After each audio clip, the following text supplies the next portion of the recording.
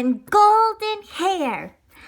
The animals of the ever forest gathered around to see the king, Jack the Bear, toss the old gray stones. Every year they tossed the stones, and if the stones didn't turn white when they landed on the ground, and if they turned black, it would be the doom of the forest. The animals waited patiently and nervously while Jack tossed the stones to the ground. In 2,000 years, the old gray stones always turned into white crystals when they landed and shone that beautiful bright light. But this time, oh my gosh, the stones landed and turned jet black. All of a sudden, oh my gosh, the forest went dark and an eerie dark light like a snake crept out of the stones and through the forest, and making Madame Mame, the majestic golden lion, let out a warning growl that crackled with fear. Roar! Roar! Roar! The stones turned black! We're doomed! We're doomed! We're doomed! Sammy the dog quacked and blurted out, "Wow!" And he hid behind Jack. And the eerie dark light flew around the forest like a flying serpent, and everything it touched turned black. It turned pink roses black. The curses started, but Jack's enchantment will hold, said Ozzy the Beaver pompously. And the dark light went everywhere it touched. It touched everyone. It touched Piper, Popper, the purple bunny, and the white and cottontail turned black. Oh no, look at the flowers. They're all turning black, right? Piper, Popper, the entire forest will be turned black by midnight. Will the wolves eat us after they lock us up? Sammy dared to say out loud, the duck. So, this is not a laughing matter, Nugget, scolded Popper, the mom of Nugget the bunny. And ha ha ha, chuckled Pepper Popper, the big baby boy bunny. Ha ha ha, it's not funny. And Pippa Popper, a pink bunny with a big fluffy white tail, hopped up and looked at Piper Popper. Pippa is mother to Nugget, the wife of Pipper Popper. Hee hee, the little Nugget bunny said. Mind your manners, even your father has a new colored tail, said Pippa as she sniffed and started to cry. Menethia will be coming for us, said Madame Mame urgently. This is not good. She'll be released from the dungeon, starved the squirrel. A punk rock squirrel with a blue mohawk on his head gasped. And capture us? Oh no, said Sammy the duck. Oh no, everyone run. So everyone ran and was scared because what was going on. And so this is how the story began. And then chapter 1, Golden Hair, the intruder.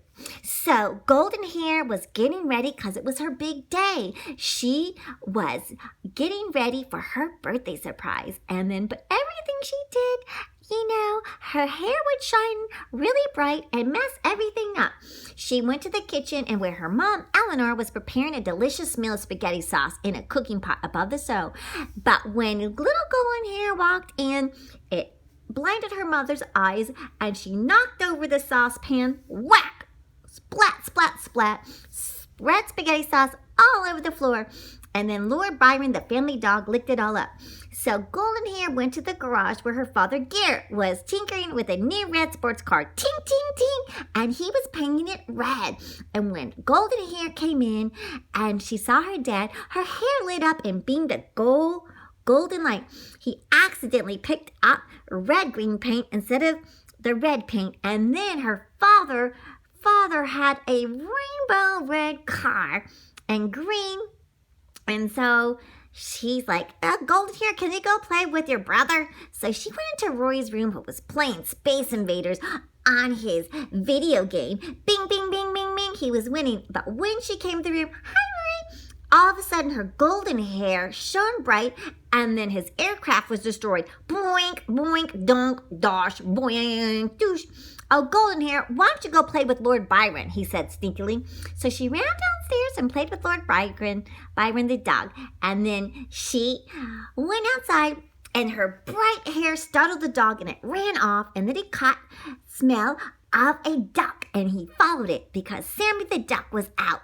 Oh, and he was quack, quack, quack, so scared of the dark forest snake. And so Lord Byron followed the duck, and then Golden Hair was chasing Lord Byron. Lord Byron, where are you? Come on, where are you? You gotta go home. Don't go too far.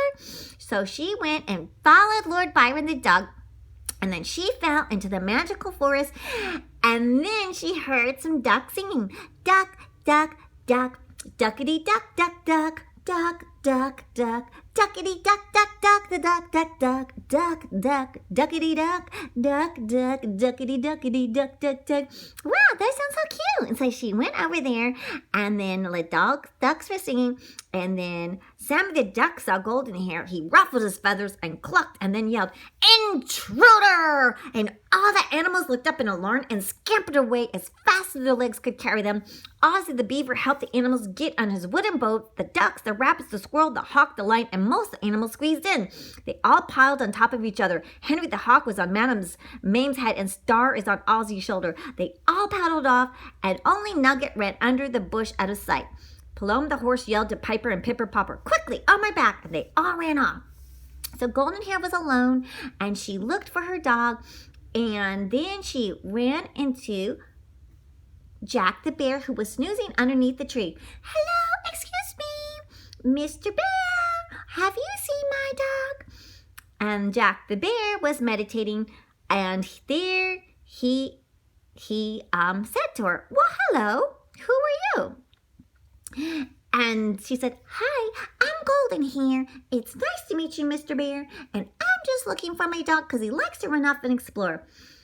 And Jack the Bear said, "I have a feeling he'll soon turn up.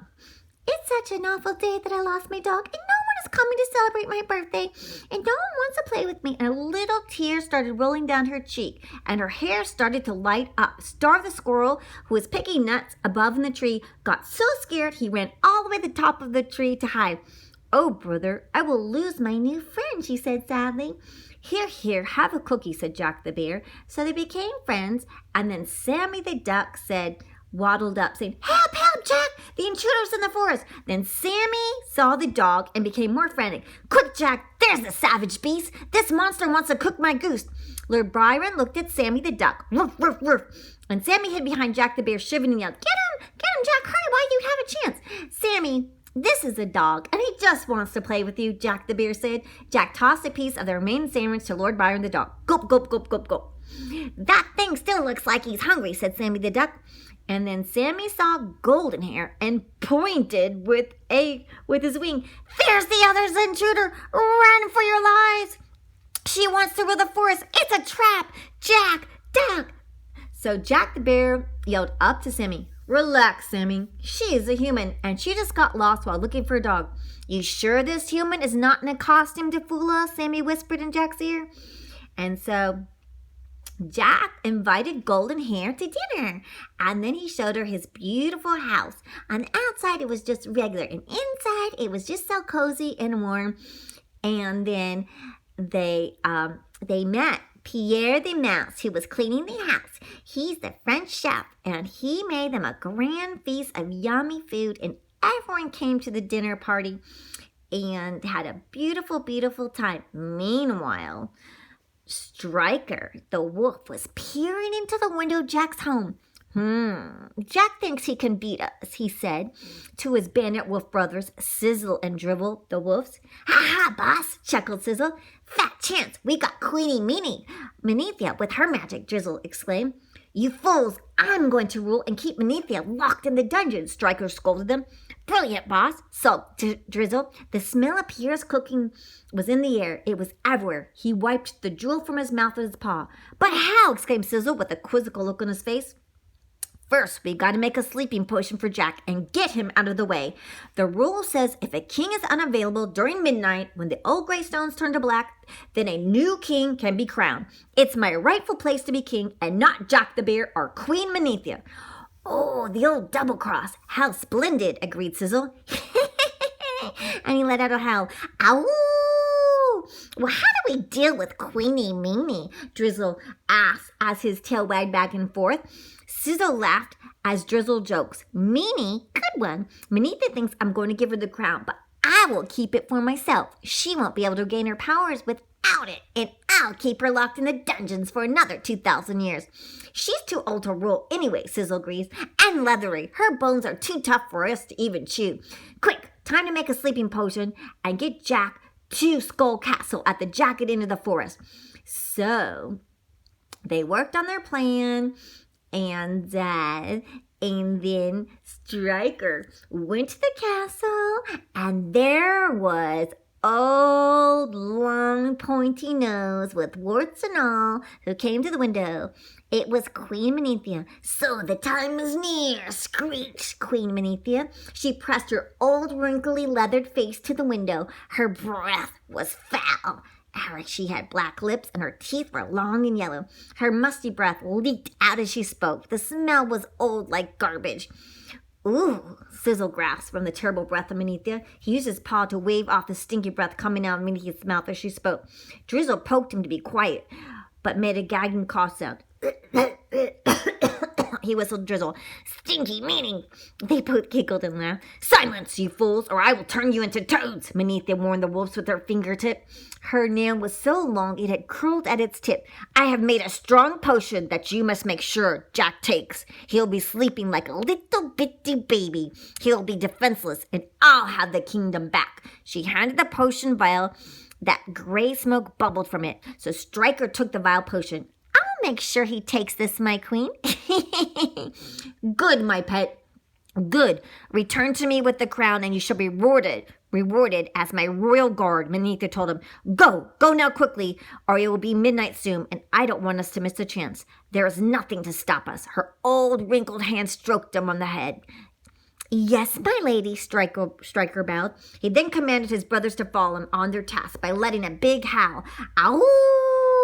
Queen Menethia let out a loud and disturbing laugh that could be heard throughout the forest. "Ah, ha, ha, ha, ha! Ah, ha, ha, ha! The forest will be mine soon!" Menethia rubbed her hands together, and her swirling eyes glowed a deep ruby red.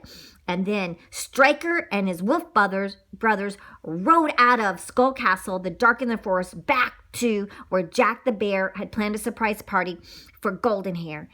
And then you'll have to stay tuned for part 2.